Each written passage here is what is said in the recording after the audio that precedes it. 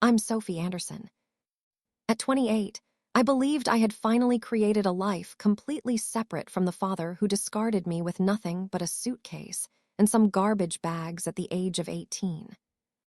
Yet when I entered that room for the will reading, there he was, already seated at the gleaming table, acting as though he still owned everything, smiling as if the past had been erased. "This is good, kiddo," he murmured just loud enough for me to catch. "Grandma's lodge is valued at least $1.36 million. We'll turn it into a real family business." Together. The word together hit me harder than any slap he'd ever dealt. 10 years had passed since he'd contributed a dime toward my rent or groceries. He didn't call when I was crashing on friends, couches, or working double shifts to stay in college. The only reason I was in that room was because of one woman, my grandmother. Dorothy was the one who taught me to clean floors not out of punishment, but pride, slipped cash in an envelope she called emergency cookie money when she knew my bank account was empty, and looked me in the eyes saying, "If he throws you away, I'll keep you."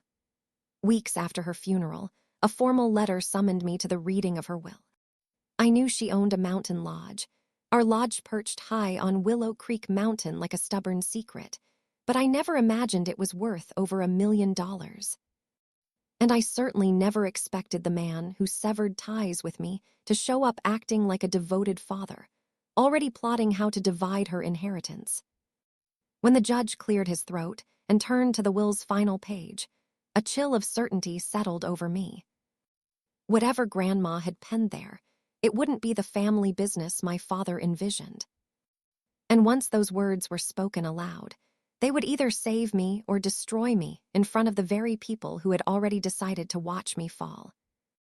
Before I share exactly what he said and how I reacted as I left that room, tell me, what time is it where you are, and where are you listening from? I want to see how far my grandmother's last wish will reach. The conference room felt suffocating, given the weight of history packed inside. The judge sat at the head of the table, papers ordered with meticulous precision, his pen aligned perfectly. My father, James Anderson, occupied one side, not yet a father to me, not allowed. Alongside him were my sister and my mother. Opposite sat me, and the lawyer Grandma had trusted for years, Mr. Thompson.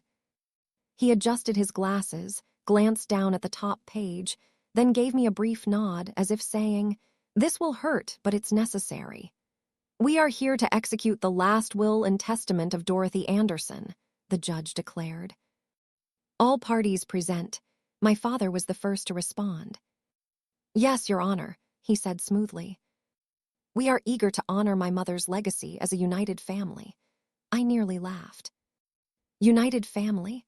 The last time I'd seen him before Grandma's funeral, he'd been yelling at me to get out of his house, calling me ungrateful because I wouldn't quit college to work full-time for him. My mother, Linda, sat rigidly, hands clenched so tightly her knuckles were white. She didn't meet my gaze, staring instead at a fixed point on the wall, as if making eye contact would shatter something fragile inside her. My sister Hannah, always impeccably dressed, leaned back in her chair as though this was just another routine meeting. Her eyes flicked over me with a mix of curiosity and disdain, as if sizing up a rival rather than a sibling. The judge gave a nod to Mr. Thompson to proceed. Clearing his throat, Mr. Thompson began, "Dorothy Anderson, being of sound mind and body at the time of signing, hereby declares this as her final will and testament." Those two words sound mind were already loaded. I caught the slight twitch in my father's jaw, the faintest flare like he'd swallowed something bitter. He leaned toward Hannah and whispered, "We'll make sure that phrase doesn't hold." My gut tightened. They'd rehearsed their lines pose as grieving family, praise Grandma's memory, then quietly argue she'd been confused, manipulated, too frail to understand her actions. They weren't here to mourn. They were here to win. As Mr. Thompson read through minor bequests, small donations to charities, sentimental gifts to distant relatives, I could feel my father's impatience grow like heat. His fingers drummed a silent rhythm on the table. Hannah checked her phone under the table, the screen flashing and dimming like a heartbeat. My mother flinched every time either of them moved, but kept silent. I sat still, expression unreadable, repeating one thought like armor. Grandma knew them. Grandma knew me. She didn't sign anything by accident. Still, one question pulsed beneath my skin. Why had the man who had cut me off walked in so calm, so confident, as if all he needed was to show up and smile? If you were sitting where I was, facing the people who broke you, would you believe a single word about family from their lips? Mr. Thompson's voice shifted as he neared the section that mattered most. Even the judge straightened, sensing the tension rise. Now, Mr. Thompson said, we reached the disposition of the primary asset, the mountain lodge on Willow Creek Mountain, currently valued at approximately $1,360,000. The figure hung between us like a crystal chandelier ready to shatter. Hannah sat bolt upright. My father's tapping ceased. Finally, my mother's eyes left the wall and found me. Regarding the lodge, Mr. Thompson continued, Mrs. Dorothy Anderson writes, this lodge is my life's work, my sanctuary, and my apology to my granddaughter. My throat constricted. Apology. She'd never needed to apologize to me herself, but she knew someone else should have. I bequeath full operational control and beneficial interest of the lodge, Mr. Thompson read on, to my granddaughter, Sophie Anderson, under the following conditions. Relief visibly flooded my father's face. He smiled widely, placing his hand dramatically over his heart. That's wonderful, he said, already turning toward me. See, she wants you to have it. We'll help you run it, sweetheart, I'm not finished, Mr. Thompson cut in sharply. The judge raised a hand, calling for silence. My father's smile froze. Condition 1, Mr.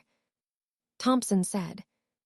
For a minimum of 5 years from the execution of this will, the lodge shall not be sold, leased, mortgaged, or transferred in any way without the explicit written consent of Sophie Anderson.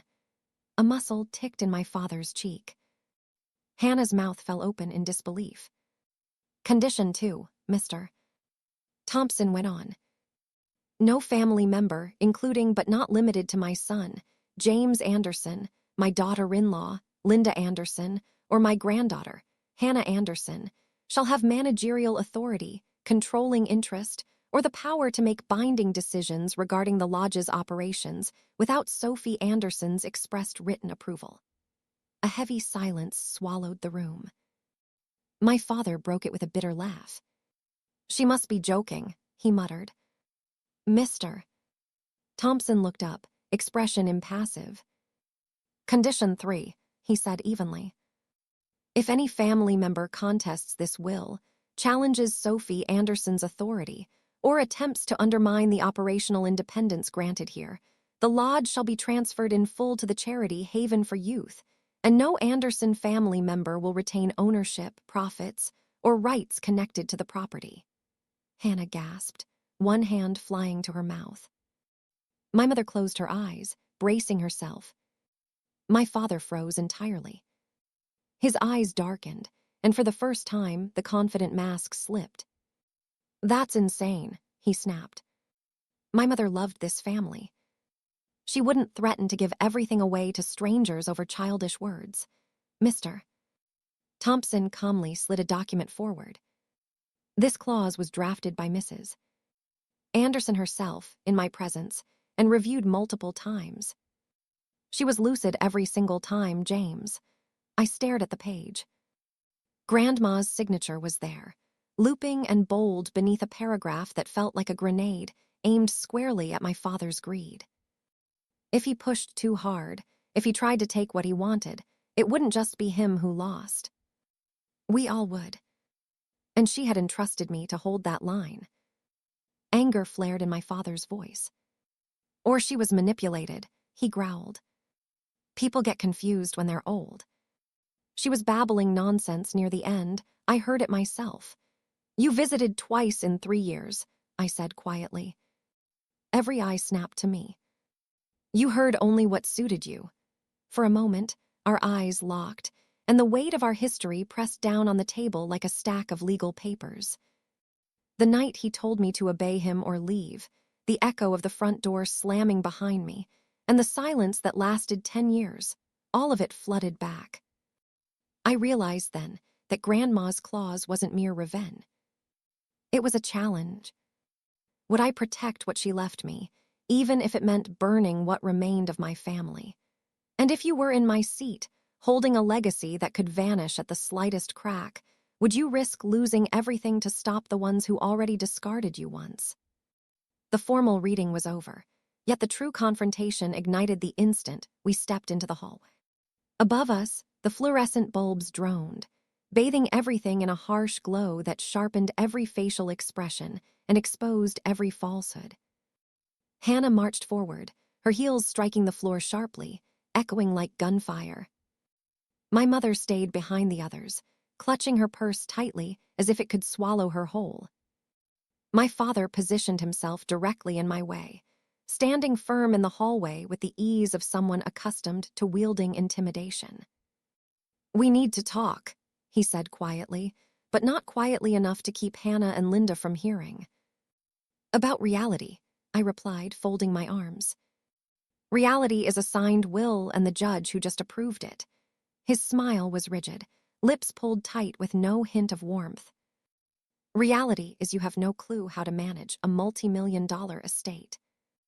You've never handled staff, marketing, bookings, or maintenance. You're just a sentimental kid, burdened by guilt. You'll drown in the responsibility. Good thing I learned to swim after you kicked me out, I retorted. His eyes flickered sharply. Don't bring that melodrama back. You were defiant. You refused to work in the family business. You chose to leave.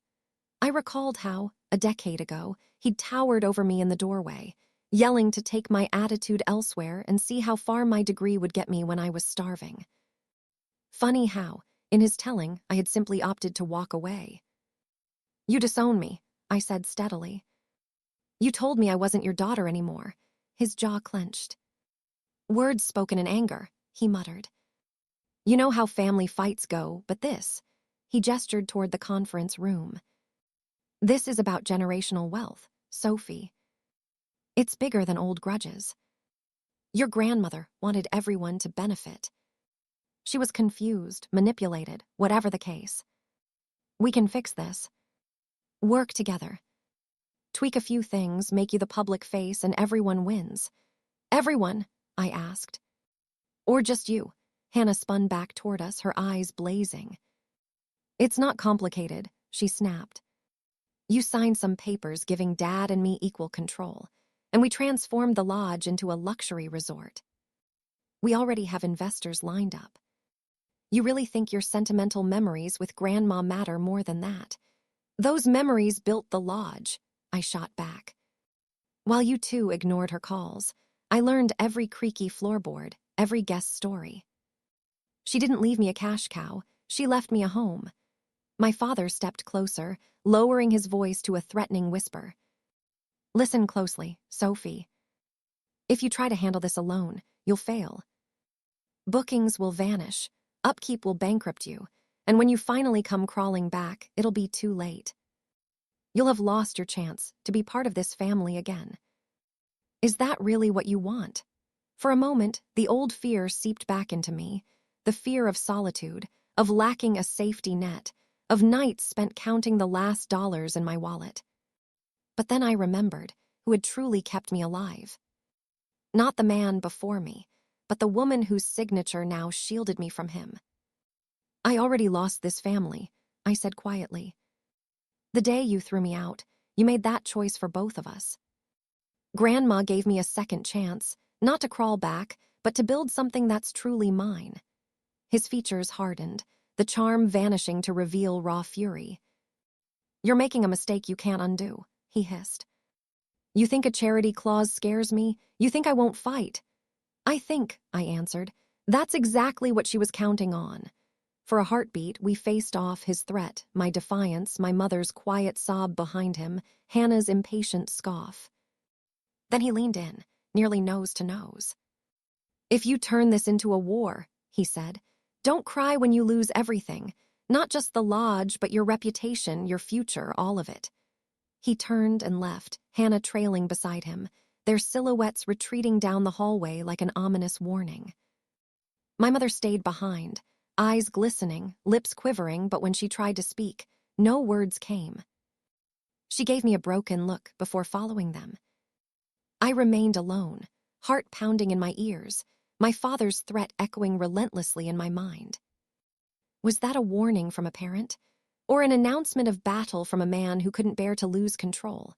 That evening, I drove up to Willow Creek Mountain, my car stuffed with boxes and my mind brimming with defiance.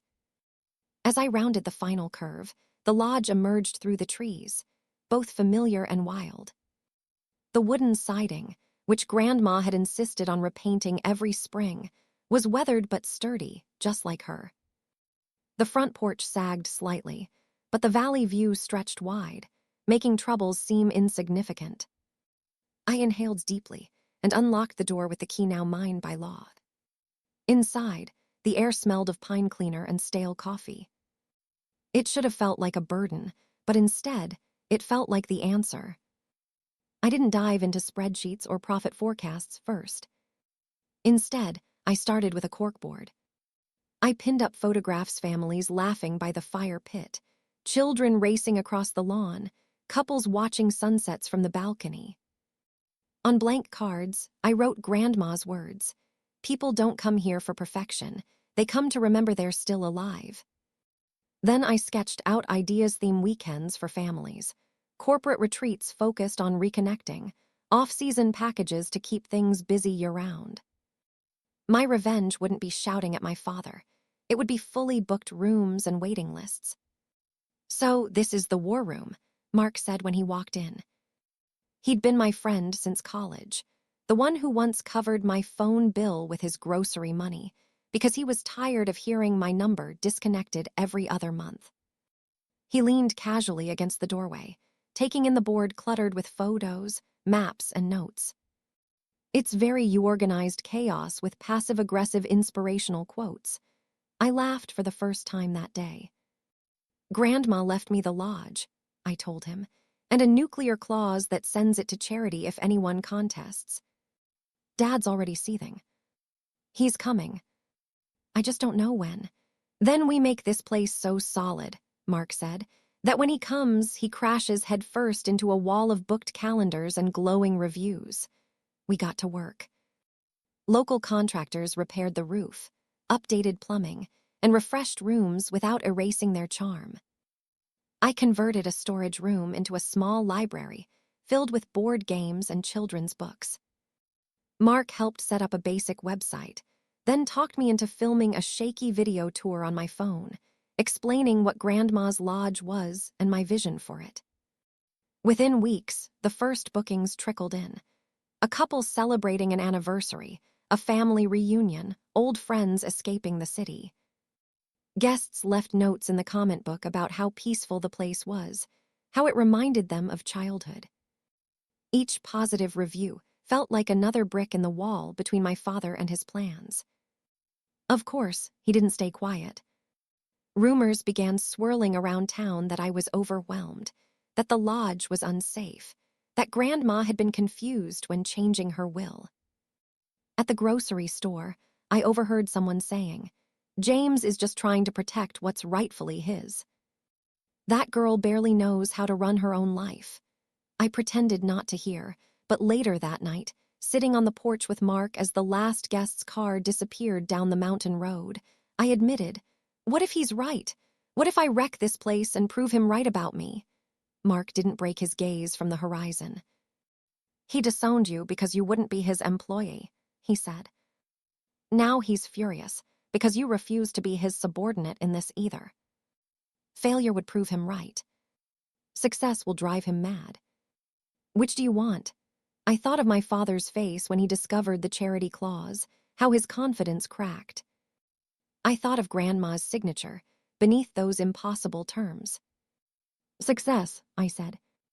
Good, Mark replied. Then every time you doubt yourself, ask, are you really going to let the man who threw you out decide what you're capable of? Success came slowly, but undeniably. Within months, weekend bookings were full. Photos of the lodge appeared on social media, tagged with phrases like hidden gem and feels like visiting your favorite grandparent, but with better wife. I should have relaxed. Instead, the pressure just changed shape. One afternoon, while reviewing invoices, my phone buzzed with an unknown caller. MS. Anderson, a crisp voice asked. This is Attorney Collins, representing James and Hannah Anderson. I didn't need to sit down to know I should. Go on, I said. Your father and sister have serious concerns about the conditions surrounding your grandmother's will, he explained. They believe she was unduly influenced and mentally compromised. They were barely present, I replied. How would they know her state? That's precisely why we're bringing it to court, he said. We're filing a petition to contest the will and requesting an emergency hearing about the lodge. After hanging up, my hands trembled, not from shock, but from confirmation. The war had truly begun. I reached out to Mark, who showed up at the lodge less than an hour later, laptop tucked under his arm, his face grave. We expected this, he said. Just not the timing. Now we have it. So we prepare our defense. Our days split into parallel realities. In one, I was the lodge's proprietor greeting visitors, repairing faulty lights, sampling new dishes, laughing with children playing outside. In the other, I transformed into a strategist, scrutinizing Grandma's health records, gathering written testimony from her physician, tracking down longtime guests who had spent time with her during her last year. Mr. Thompson aided us in assembling the evidence. Dorothy foresaw this, he remarked during a late-night conference in his office. That's why she insisted on filming the day she signed the final will. The screen showed my grandmother, her hair thinner, cheeks more gaunt than I recalled, yet her eyes sparkled with sharp amusement. Addressing the camera, she said, If my son ever claims I was clueless, you tell him I've known exactly what he's up to since he was 16 and mastered lying without a flicker. I chuckled through tears watching her, calling out his moves from beyond the grave.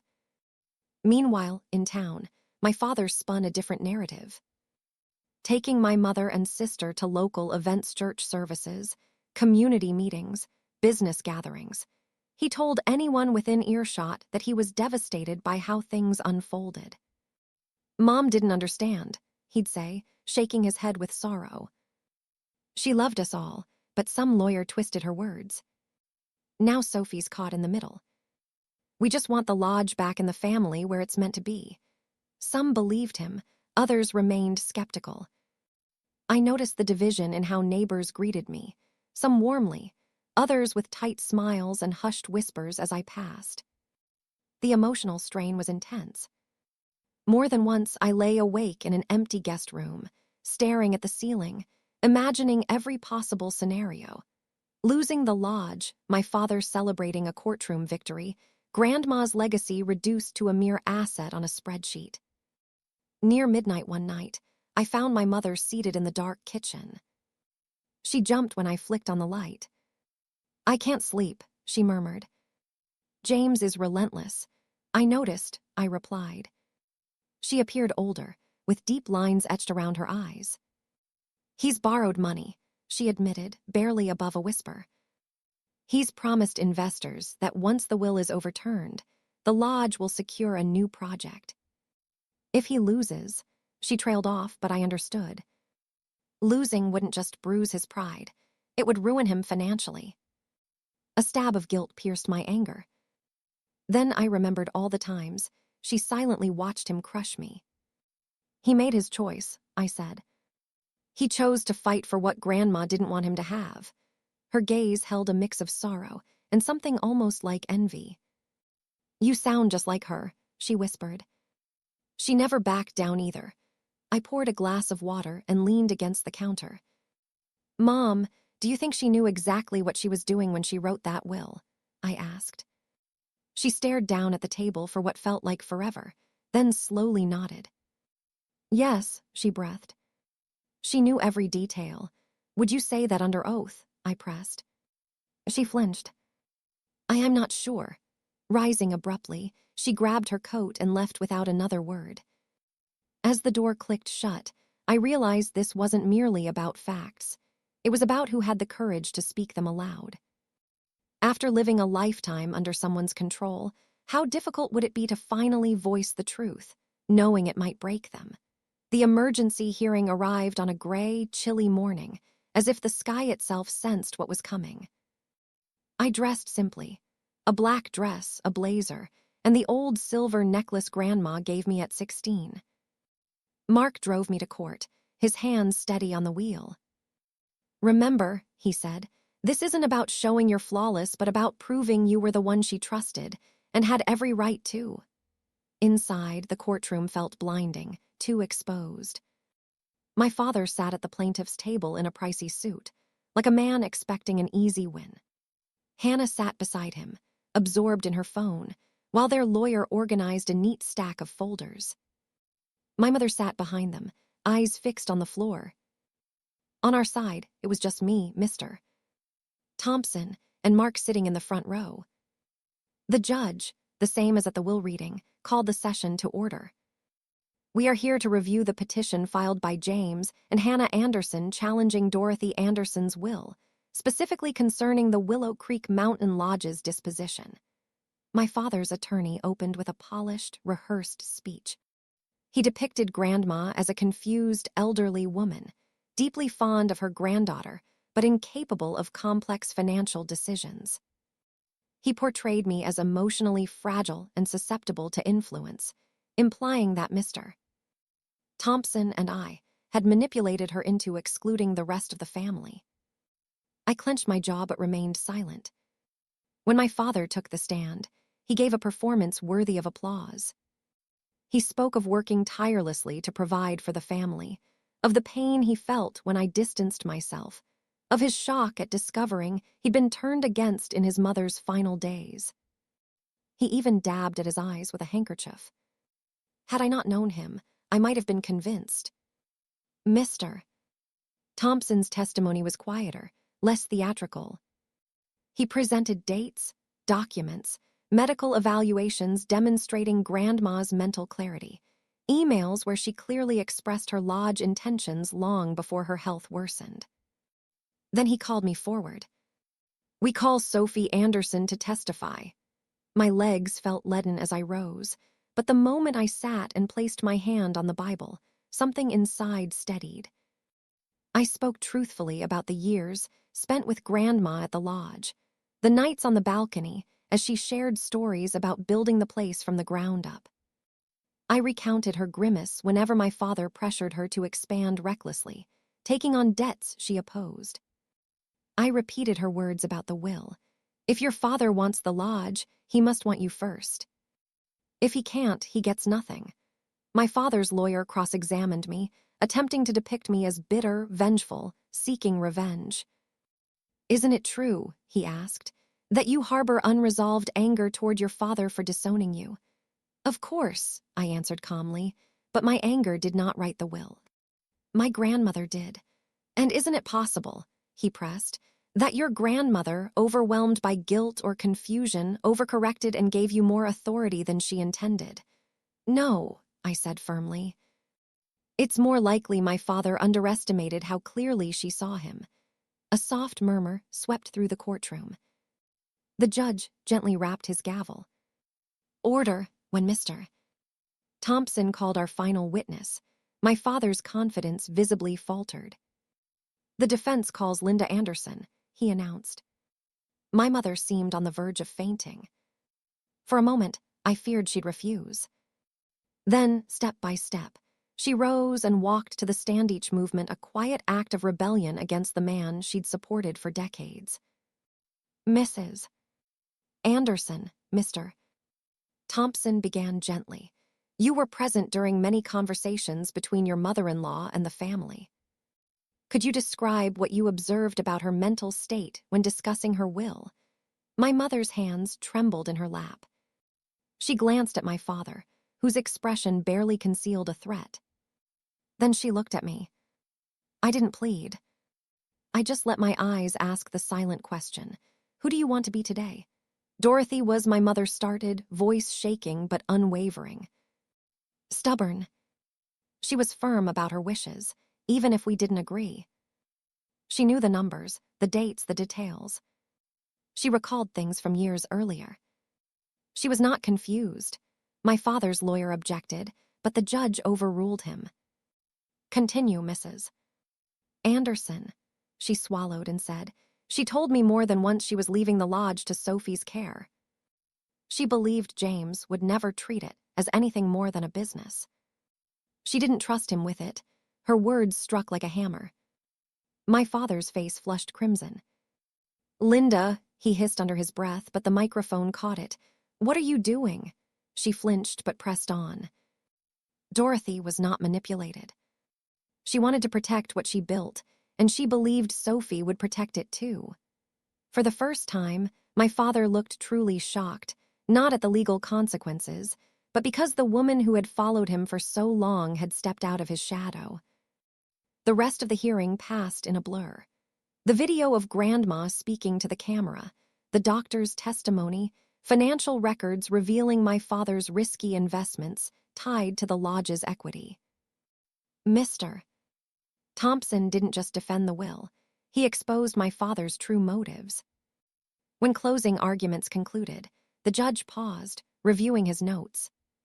The room grew so quiet I could hear my own breath. Finally, he declared, "The evidence shows that Dorothy Anderson was of sound mind when she executed her will. Her motives were unmistakable, unwavering, and supported by numerous eyewitnesses and records." My father's shoulders stiffened. His attorney kept his gaze fixed ahead. Consequently, the judge declared, "The request to dispute the will is rejected. The will remains intact as drafted.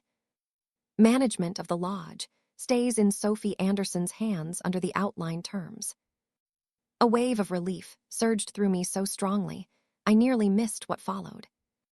Moreover, due to the baseless and self-interested nature of the dispute, along with the obvious financial incentives driving it, all court expenses and legal fees must be borne by the challengers, James and Hannah Anderson.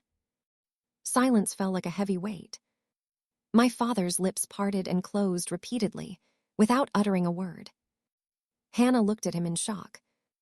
"Dad," she whispered, "we don't have that kind of—" She faltered when she caught my look. It wasn't triumphant or smug, simply resolved. Later, I would uncover the full scope of the fallout. The investors he had promised lodge access to, the loans he had secured expecting to refinance against the property.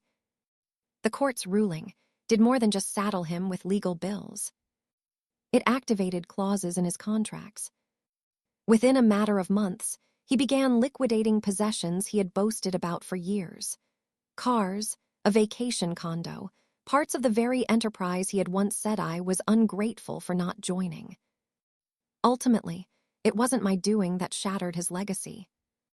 It was his own greed, coming back to haunt him with interest. Outside the courthouse, my mother approached slowly. "I'm sorry," she said, "for many things." I inclined my head. "Thank you for speaking the truth," I answered. "That was your gift to give, not mine to demand." Her eyes glistened with tears, and for once she didn't follow my father. Instead, she walked away alone. Mark appeared at my side, grinning. "Well," he said, "you just witnessed karma in action." I lifted my gaze to the overcast sky, feeling the cold air fill my lungs, and thought of Grandma. "No," I said softly. I watched my grandmother's faith in me triumph. Months later, the lodge buzzed with activity like never before. Families came and went, their laughter resonating through the halls, exactly as she had wished. Often, standing on the balcony at sunset, I pictured her beside me, arms folded, eyes shining. You did it, I whispered. You made sure he couldn't turn me into collateral. The revenge wasn't loud or theatrical. It took time and precision.